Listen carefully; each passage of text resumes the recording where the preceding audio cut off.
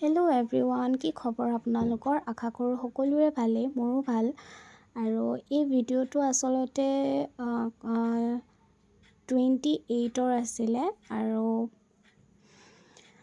সেইদিনাখন যিহেতু অফিচ সকলোৰে বন্ধ আছিলে, বাথৌ পূজাৰ বন্ধ আছিলে, সেইটো কাৰণে ভাবিলোঁ আমি সকলোৱে অকণমান ফুৰিবলৈ যাওঁ বুলি। আৰু আমি ওলাই আহিলোঁ, অকণমান কাম আছিলে, কাম বন কৰি মেলি এতিয়া আমি ওলাই আহিলোঁ। আৰু এতিয়া আমি গৈ আছোঁ। আৰু ক'লৈ যাওঁনো, আপোনালোককো লৈ যাওঁ ব'লকচোন।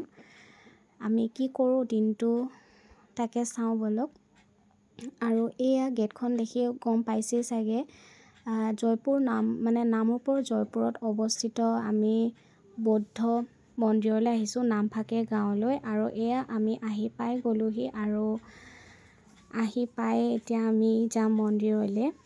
আৰু আপোনালোকে বাৰু আহিছেনে? যদি কোনো ভিডিঅ' চাই থকা কোনোবাই আহিছে জনাবলৈ নাপাহৰিব। মই বাৰু আগতে এবাৰ সৰুতে আহিছোঁ, একো মনত নাই ভালকৈ। আৰু এতিয়া নেক্সট টাইমৰ কাৰণে আহিছোঁ। ইমান ওচৰতে থকা ঠাইবোৰ আচলতে মই ঘূৰাই নাই, সেইটো কাৰণে এতিয়া অকণমান লাহে লাহে ফুৰিছোঁ।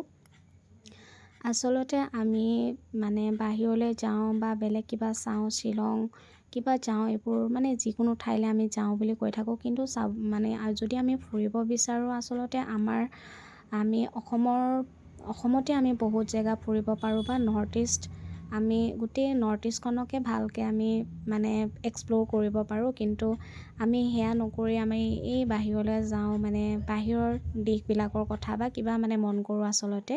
কিন্তু চাবৰ কাৰণে অসমতেই বহু জেগা আছে। অসমৰ লগতে আমাৰ যি গোটেই আৰু বাকী 6খন ৰাজ্য নৰ্থ ইষ্টৰ সেই গোটেইখিনি আমি চাব গ'লে শেষেই ভালকৈ এক্সপ্ল'ৰ কৰিব লাগে, যিমান মোৰ হিচাপ মতে আচলতে।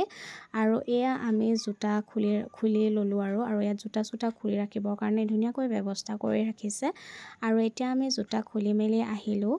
আৰু এতিয়া আমি ইয়াতে ভৰি ধুম। আৰু ইয়াত ভৰি ধুবৰ কাৰণে ধুনীয়াকৈ টেপৰ ব্যৱস্থা কৰি ৰাখিছে, সকলো বস্তু পৰিপাটিকৈ ৰাখিছে, তাৰ বাবে ভাল লাগিছে। আচলতে এই ঠাইখনক আচলতে সৰু এখন চীনদেশ বুলিয়ে ক'ব পাৰি।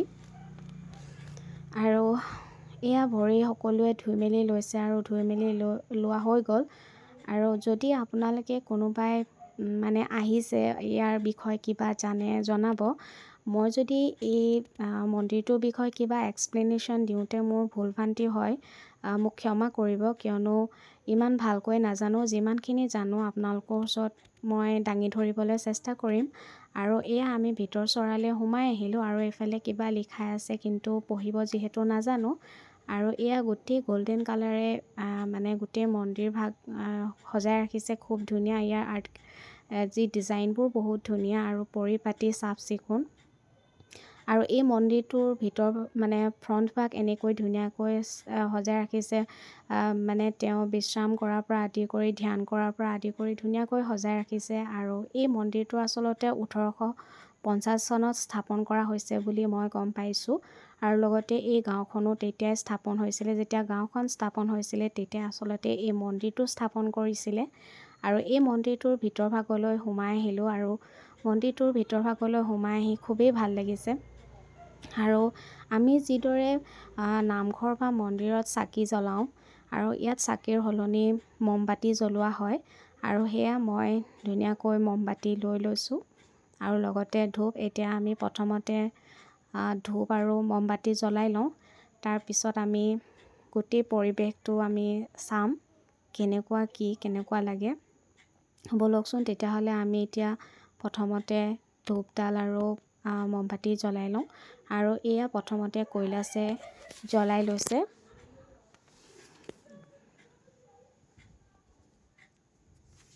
আৰু এতিয়া ময়ো জ্বলাই লওঁ। আৰু এটা কথা জানেনে, মোৰ কিন্তু ক'ৰবাত যদি মন্দিৰ চন্দিৰলৈ যাওঁ, একেবাৰতে চাকি গছ নজ্বলে বা ধূপকেইটা নজ্বলে মনটো কিবা ভাল নালাগে, ভয় ভয় লাগি থাকে।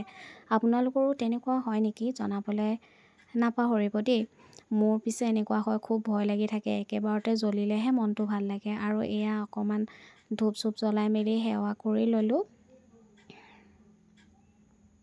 আৰু এয়া সেৱা কৰি মেলি হৈ গ'ল। আৰু এই মন্দিৰটোৰ ভিতৰত থকা যি বুদ্ধ মূৰ্তিটো দেখিছে যে সেই মূৰ্তিটো বোলে ম্যানমাৰৰ পৰা অনা হয়, মই যিমানখিনি গম পাইছোঁ। আৰু এইফালে মই আচলতে দক্ষিণা দিব পাহৰি গৈছিলোঁ, সেয়া মই দক্ষিণা দিলোঁ। আৰু এতিয়া আমি ওলাই আহিলোঁ। আৰু এই অশোক স্তম্ভটো যে দেখিছে, এই অশোক স্তম্ভটো আচলতে অশোকৰ স্মৃতিতেই বনোৱা হৈছে। আচলতে অশোকেই বুদ্ধৰ পিছতে অশোকেই গোটেই সমগ্ৰ ভাৰততে শান্তিৰ প্ৰতীক বিলাইছিলে। সেইবাবে তেওঁৰ স্মৃতিতে এই অশোক স্তম্ভটো বনাই ৰখা হৈছে বুলি মই গম পাইছোঁ। আৰু এতিয়া আমি বলকচোন অকণমান ভিতৰলৈ যাওঁ, ভিতৰত কি কি আছে আমিও চাওঁ, লগতে আপোনালোকেও চাওক। আৰু এয়া দেখিছে নহয়, নতুনকৈ আৰু এটা সৰুকৈ মন্দিৰ স্থাপন কৰিব, সেইটো কাৰণে কামখিনি হৈ আছে। আৰু যিমান চাগে সোনকালেই হৈ উঠিব কামভাগ। আৰু এইফালে আগলৈ গৈ দেখিলোঁ পানীৰ মাজতে বৌদ্ধই ধ্যান কৰি থকা। আৰু এই বৌদ্ধই যে যি ধ্যান কৰি আছে পানীৰ মাজত, ওপৰত তেওঁ নাগ দেৱতা আছে, সেই মূৰ্তিটো বোলে যেতিয়া বৌদ্ধই এসপ্তাহৰ কাৰণে ধ্যান কৰিছিলে, সেই ধ্যান কৰাৰ সময়ত যেনে কোনো ধৰণৰ বাধা বিঘিনি নাহে, সেই বাধা বিঘিনি যাতে নাহে, কোনেও তেওঁক কোনো ধৰণৰ প্ৰব্লেম ক্ৰিয়েট কৰিব নোৱাৰে, তাৰ বাবে সেই নাগ দেৱতাই তেওঁক সুৰক্ষা দিছিলে বুলি মই জানিব পাৰিছোঁ। আৰু ইয়াত যদি কিবা মনৰ আশা থাকে, সেয়া যদি বিচৰা যায় পূৰণ হয় বুলি কয়। আৰু সেয়া আমিও সেৱা এভাগ কৰিলোঁ। আৰু এই সেৱাভাগ কৰিলেনো কি হ'ব, মই কৈয়ে পালোঁ আচলতে, সেয়াই হাঁহি আছিলোঁ। বাৰু যি কি নহওক, এতিয়া আমি অকণমান আগলৈ যাওঁ বলক। আৰু এয়া অকণমান আগলৈ গৈ দেখিলোঁ কিবা কিবি এনেকৈ ধুনীয়াকৈ কাপোৰৰ যি তাহাঁতৰ ডিজাইন কালাৰ খুব ধুনীয়া, খুব ভাল লাগিছে। আৰু এয়া পৰিৱেশবোৰ বৰ ধুনীয়া। আৰু ইয়াত যে মূৰ্তি এটা দেখিছে, মূৰ্তিটো চুলিখিনি এনেকৈ ধৰি ৰাখিছে, এয়া টাই ভাষাত নাগ বৈকুণ্ঠৰী বুলি কয়, আমাৰ অসমীয়াত আই বসুমতী বুলি কয়, তেওঁৰ মূৰ্তি ৰখা হৈছে। আৰু এই মূৰ্তিটো দেখিছে যে এই মূৰ্তিটো অশোকৰ মূৰ্তি বুলি গম পাইছোঁ। আৰু এওঁক আচলতে আমাৰ অসমৰ যি হিষ্ট্ৰী তাত উপবৌদ্ধ বুলি কোৱা হয় বোলে। আৰু বৌদ্ধৰ পিছতে তেওঁৱে যিহেতু শান্তিৰ প্ৰতীক বিলাইছিলে, আৰু তেওঁ হিংসা এৰি অহিংসা গ্ৰহণ কৰিছিলে, সেইটো কাৰণে তেওঁৰ স্মৃতিতে এই মূৰ্তিটো বনোৱা হৈছে বুলি মই গম পাইছোঁ। আৰু এইফালে এটা মন্দিৰ দেখিলোঁ। আৰু ইয়াত সেই গছ এজোপা দেখিছেনে, সেই গছজোপা আচলতে গছজোপাৰ তলতে আচলতে বৌদ্ধই শিষ্যসকলক জ্ঞান দিছিলে। আৰু সেই স্মৃতিতে আচলতে চাগে বনোৱা হৈছিলে। মই এইটো বিষয় মই ইমান ভালকৈ নাজানো, কিন্তু ইয়াত মই যিমানখিনি গম পাইছোঁ, যি আমাৰ বৌদ্ধই যিজোপা গছৰ তলত ধ্যান কৰিছিলে, আৰু সেই গছজোপা আচলতে যি ম্যানমাৰ বা তেনেকুৱা জেগাৰ পৰা আচলতে আনি পেলাই, মেইন গছজোপাৰ পৰা পুলি আনি পেলাই ইয়াত ৰোৱা হৈছিলে বুলি মই গম পাইছোঁ। আচলতে ইমান ভালকৈ বুজাই দিবৰ কাৰণে কোনো নাছিল, সেইটো কাৰণে ইমান ভালকৈ মই গম নাপালোঁ। আপোনালোকৰ আগত মই এক্সপ্লেনেশ্যন দাঙি ধৰিব পৰা নাই, তাৰ বাবে ক্ষমা কৰিব। আৰু এয়া ওলাই আহি দেখিলোঁ যে ধুনীয়াকৈ কুকুৰ কেইটামান শুই আছে, বহি আছে। আৰু ইয়াতকৈ বহুত বেছি কুকুৰ থাকে বোলে, কিন্তু আজি কমেই আছিলে। আৰু এয়া আমি চাই মেলি হৈ গ'ল। আৰু এতিয়া আমি ওলাই আহিলোঁ। আৰু এয়া ওলাই আহি পেলাই সেই অকণমান আগলৈ যাওঁ, আগত যিহেতু নদীৰ পাৰ, তাকে নদীৰ পাৰলৈ অকণমান যাওঁ বুলি ভাবিছোঁ। বলকচোন যাওঁ আগলৈ, চাওঁ আগত কিবা এনেকুৱা চাব লগা কিবা আছে নেকি। আৰু এয়া গৈ থাকোঁতে এখন টাই মানুহৰ এখন সৰু ৰেষ্টুৰেণ্ট টাইপ এখন দেখিলোঁ। ইয়াত আচলতে সম্ভৱ তেওঁলোকৰ ট্ৰেডিশ্যনেল ডিছবোৰ পোৱা যাব, কিন্তু আমি নাখালোঁ ইয়াত। আৰু এয়া আমি পালোহি নদীৰ পাৰ। ইয়াত বহিবৰ কাৰণে ধুনীয়াকৈ বনাই দিছে দীঘলকৈ ছিট। আৰু এইফালে তললৈ এনেকৈ নামি যাব পৰা খটখটিৰ ব্যৱস্থা আছে। আৰু গোটেই পৰিৱেশটো অকণমান দেখাই দিওঁ বুলি ভাবিছোঁ। এয়া চাওক, আৰু এয়া তেওঁলোকৰ কিবা চাগে নিয়ম বনাই ৰাখিছে, এওঁলোকৰ পতাকা হ'ব চাগে। আৰু এয়া নদীখন এতিয়া যিহেতু খৰালি ছিজন, সেইটো কাৰণে পানী একেবাৰে দূৰৈত আছে, ভালকৈ দেখা পোৱা নাযায়। আৰু এয়া চাই মেলি হৈ গ'ল, এতিয়া আমি যাবলৈ ওলালোঁ। আৰু এয়া এতিয়া মই গাড়ীত উঠিছোঁ আৰু এতিয়া আমি খাবলৈ যাম। আৰু এতিয়া আমি যাওঁ খাবলৈ। আৰু এয়া যিহেতু ভোক লাগিছে, বহুত বেছি ভোক লাগিছে, সেইটো কাৰণে আমি নাহৰকটীয়াতে থকা কৌপাত, মানে নাহৰকটীয়া আচলতে নহয়, এডোখৰ গেটু পথাৰ বুলি কয় চাগে।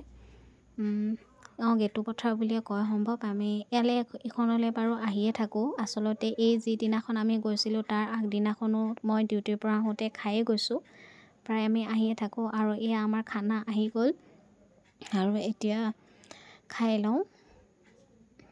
খানা মানে খুব ভাল টেষ্ট খাবলৈ, আৰু লগতে মানে প্ৰাইচবোৰ খুব ৰিজনেবল হয়। আৰু এয়া খাই মেলি আহিলোঁ। আৰু এতিয়া গাড়ীত খাই লোৱাৰ লগে লগে পেটটো গধুৰ হয় যিহেতু। আৰু এতিয়া আমি আকৌ যাওঁ অকণমান টিপামলৈ। আৰু এই দলংখন চাগে চিনি পাইছেই আপোনালোকে, নক'লেও হ'ব চাগে আপোনালোকৰ আগত। এয়া আমি এতিয়া যাওঁ। আৰু এয়া আহি থকাৰ বাটতে আমি টিপামৰ যি মানে স্কুল, সেই স্কুলখনৰ চাগে গল্ডেন জুবলি হৈ আছিলে, আৰু সেয়া দেখা পালোঁ। আৰু এয়া অকণমান আহি এতিয়া আমি পাইছোঁহি, মানে টিপামলৈ যাওঁ।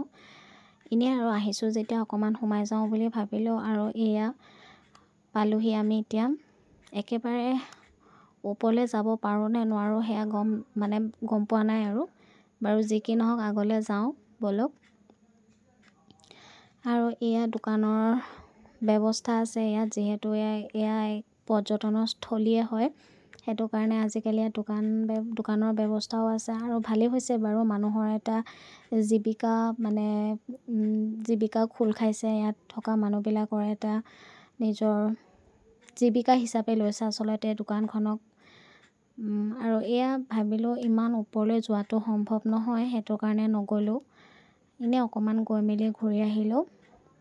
আৰু ইয়াতে মই অকণমান ৰিলচ বনালোঁ, যিহেতু গান চান আপলোড মানে ভইচটো দিব নোৱাৰি, কপিৰাইট আহিব, সেইটো কাৰণে মই অফ কৰি দিলোঁ। আৰু এয়া ঘূৰি অহাৰ বাটত গধূলিয়ে হ'লগৈ, গধূলি মানে আন্ধাৰে হ'লগৈ। আৰু এয়া অকণমান জমনি কৰি মেলি আহিলোঁ। আৰু ভিডিঅ'টো কেনেকুৱা পালে জনাবলৈ নাপাহৰিব।